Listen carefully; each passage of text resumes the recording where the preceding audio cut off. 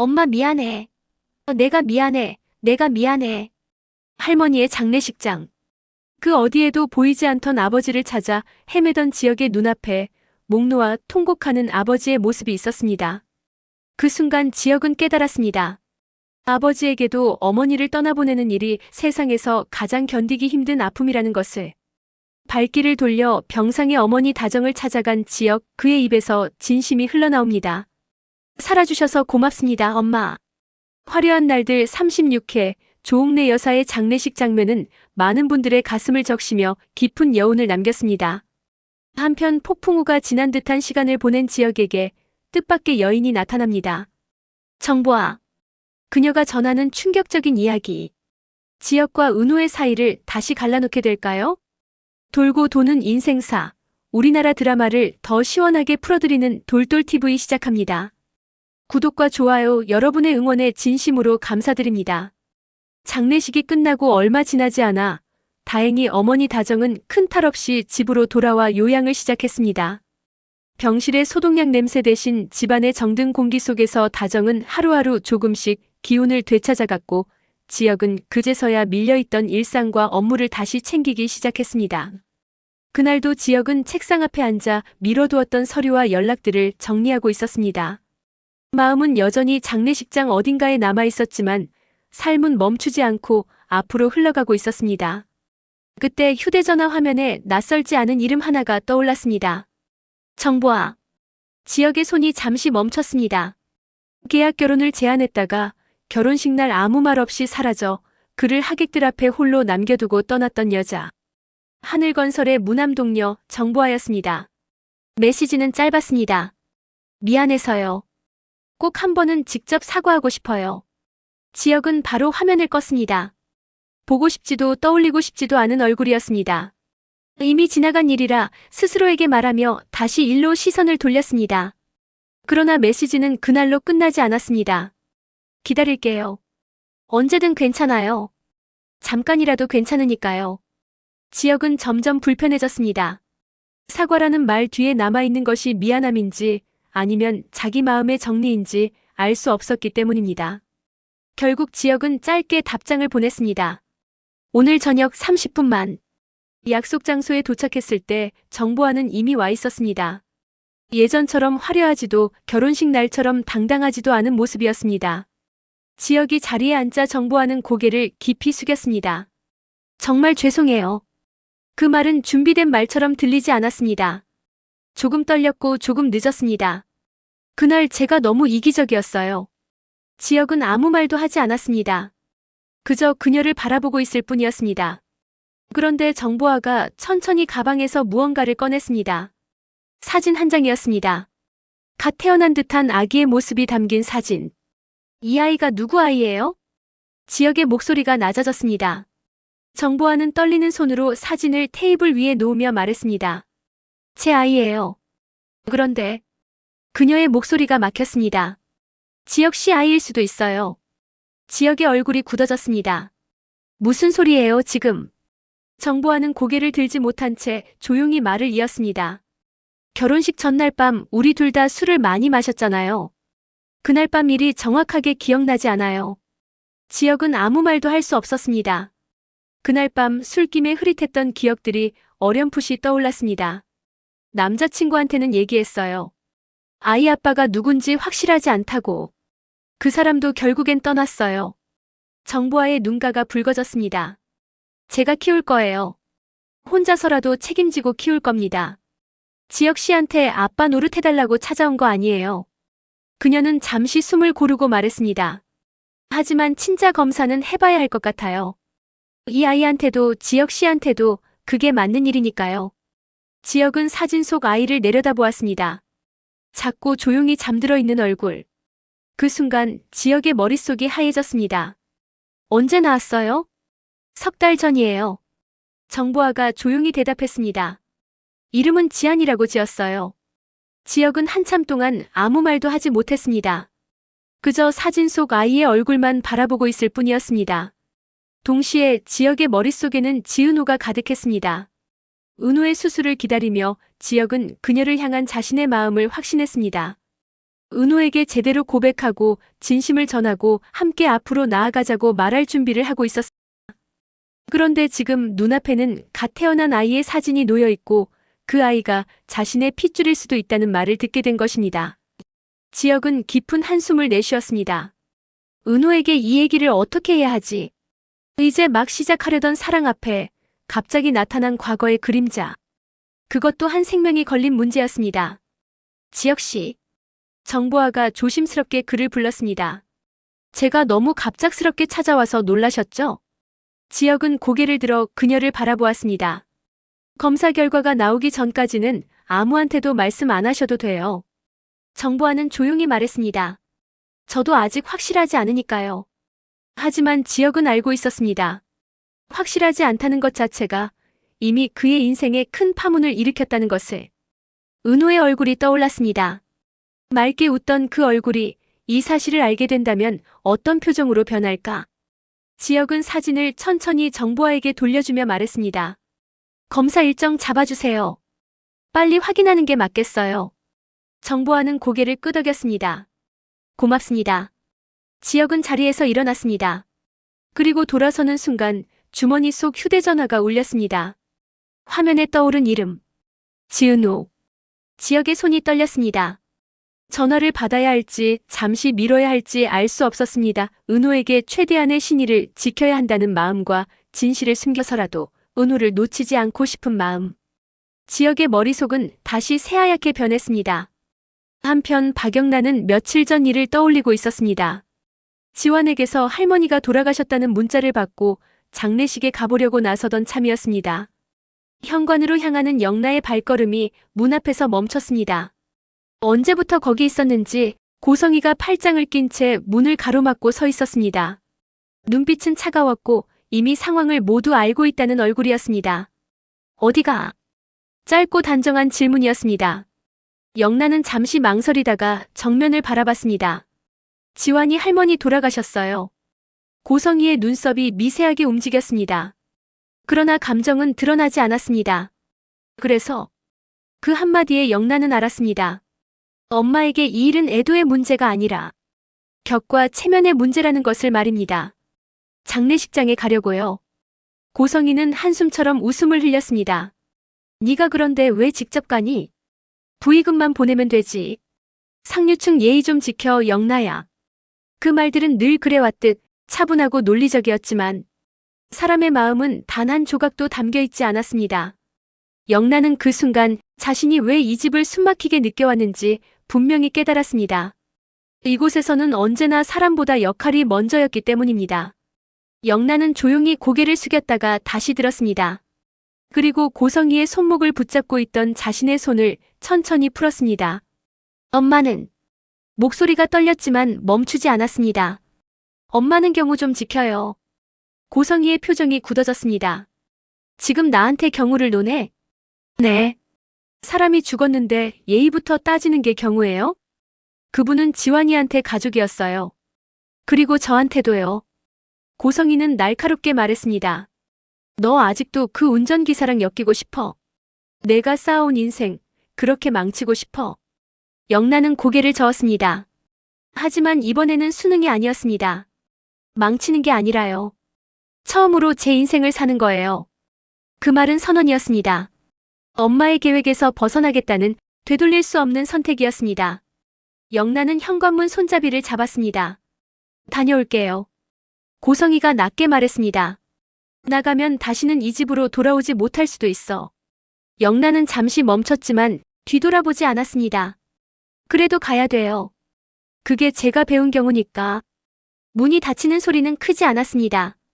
그러나 그 소리는 박영나의 인생에서 엄마의 세계가 끝나는 소리였습니다. 엘리베이터 안에서 영란은 숨을 고르며 눈을 감았습니다. 두려움은 있었지만 후회는 없었습니다. 재벌가 며느리가 되는 인생 대신 옥탑방에서 밤을 새우며 원고를 그리는 삶을 택한 이유가 바로 이 순간을 위해서였다는 것을 영란은 분명히 알고 있었습니다. 그날 박영란은 장례식장으로 향했습니다. 사랑했던 사람의 슬픔 곁에 서기 위해, 그리고 자신이 어떤 인간으로 살 것인지 스스로 선택하기 위해서였습니다. 장례식장은 조용했습니다. 울음보다 침묵이 더 무겁게 내려앉은 공간이었습니다. 검은 정장을 입은 사람들 사이에서 박영란은 한 사람만을 보고 있었습니다.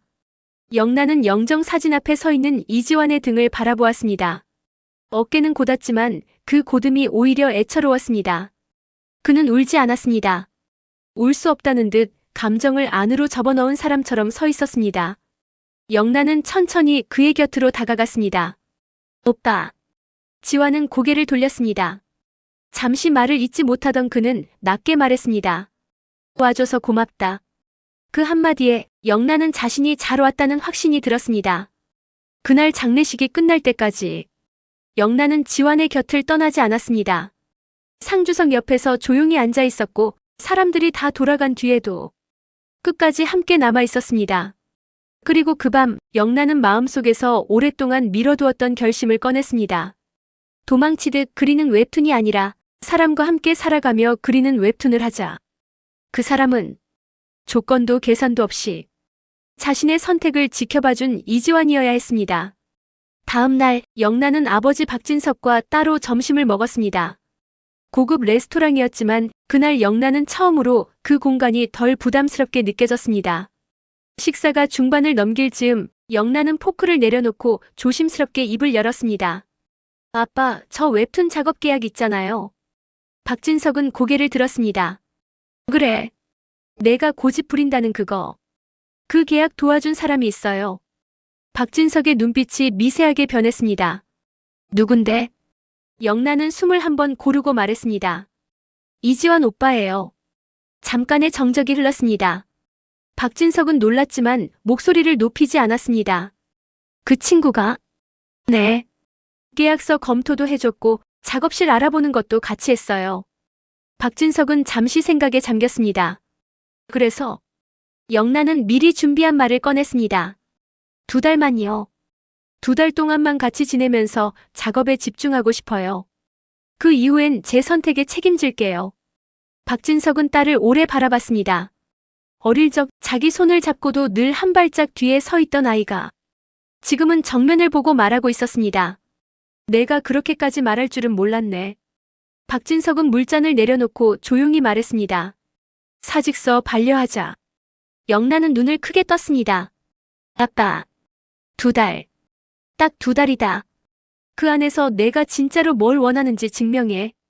그날로 이지환의 사직서는 공식적으로 반려되었습니다. 그리고 두 사람은 다시 같은 공간에서 숨쉬게 되었습니다. 그러나 그 소식은 곧 고성희의 귀에도 들어갔습니다. 고성희는 웃지 않았습니다. 목소리도 높이지 않았습니다. 그저 핸드폰을 들고 조용히 말했을 뿐이었습니다. 이번엔 다리야. 한쪽만 부러뜨려. 다시는 붙어 다니지 못하게. 그 말은 명령이었고 고성희에게 폭력은 언제나 정리의 수단이었습니다. 며칠 뒤밤 지환은 작업실에서 나오다 골목을 지나고 있었습니다.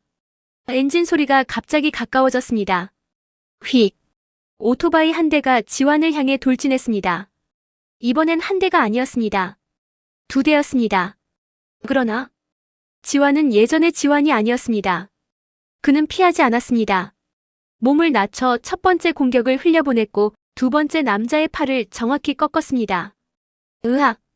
오토바이가 넘어졌고 지환은 그대로 남자의 팔을 뒤로 꺾어 땅에 눌러붙였습니다. 누가 보냈어?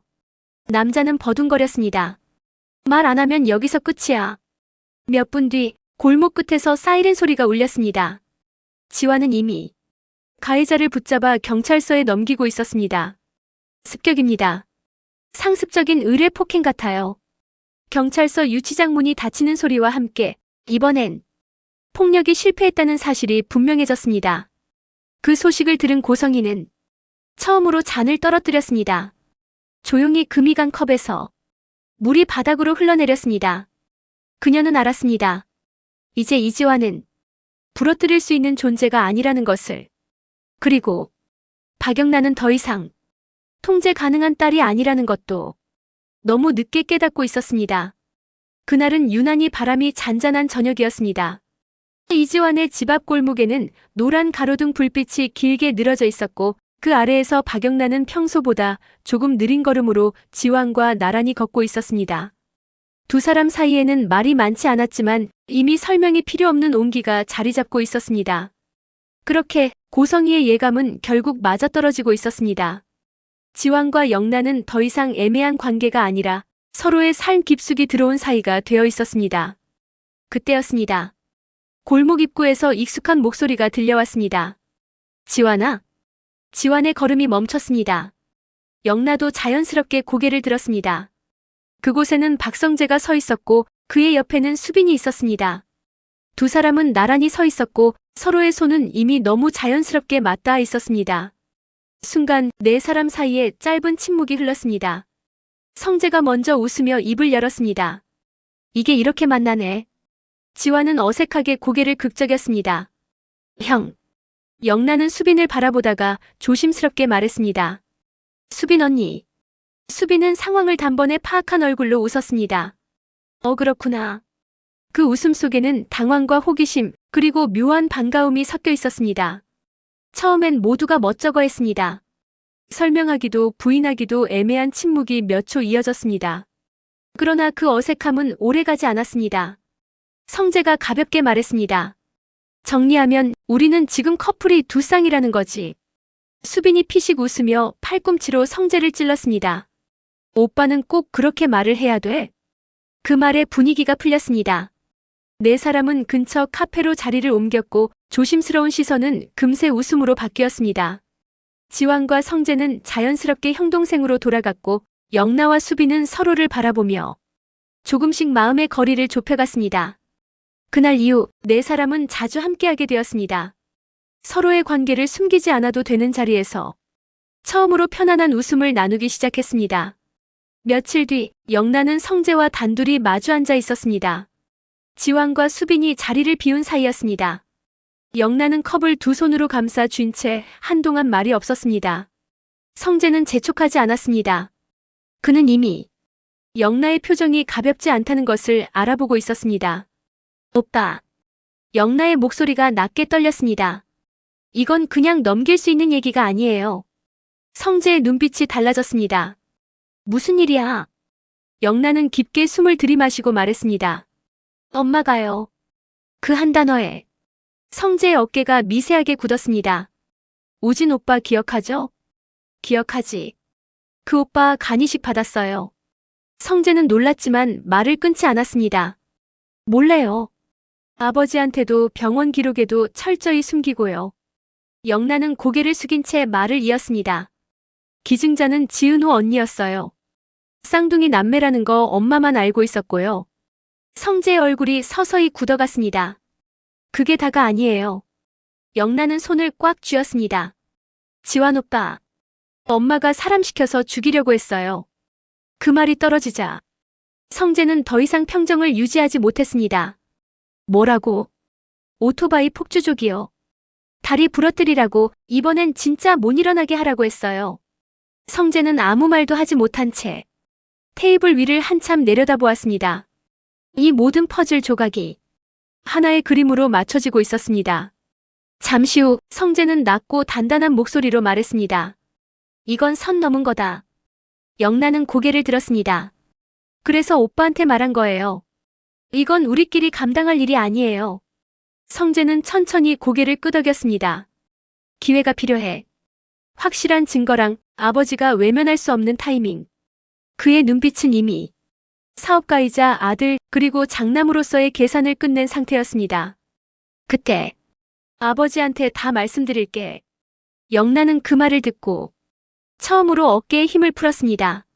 이제 혼자 싸우는 문제가 아니라는 사실이 비로소 실감났기 때문입니다. 그날 이후 성재는 조용히 움직이기 시작했습니다. 그런데 고성희는 박성재가 너무 열심히 사는 모습을 의아해하고 있었습니다. 탐정사무소에 의뢰를 맡겨둔 상태였습니다. 고성희와 박성재의 대결. 어떻게 진행될지 지켜봐주세요. 돌돌TV와 함께 해주셔서 감사합니다. 구독과 좋아요는 영상 제작에 큰 힘이 됩니다.